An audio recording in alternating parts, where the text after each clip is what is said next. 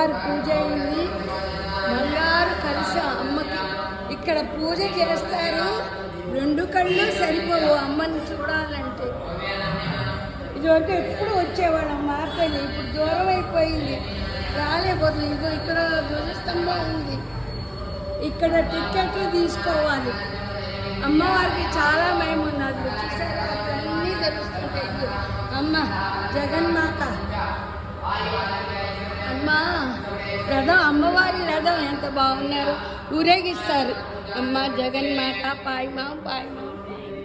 అదిగో చూసారా, అమ్మా నాదు మనవి అలా అది అన్నీ బంగారం. అమ్మ జగన్మాత చూడండి, ఇది బంగారం.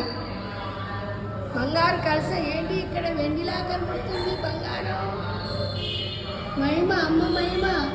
ఇది బంగారు కలసం కానీ ఫోటోలో వెండిలా కనబడుతుంది. ఐ డోంట్ నో ఎందుకు ఇలా కనబడుతుంది.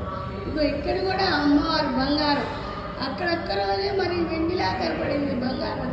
వినాయకుడు ఏకదంతాయ విద్మహే వక్రతుండాయ. ఇగో చూసారా, గుడి అంతా చూపిస్తున్నాను మీకు.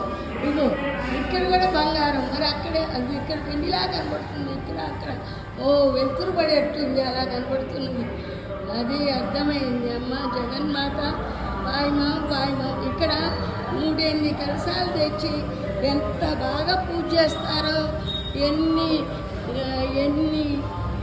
దాంట్లో చేస్తారోనమ్మ, ఎన్ని కలశాలతో చేస్తే. ఇదిగో అమ్మవారి బంగారు కాదు, బంగారం కాదు, టేకుతో చేశారమ్మా, టేకు రథం ఇది.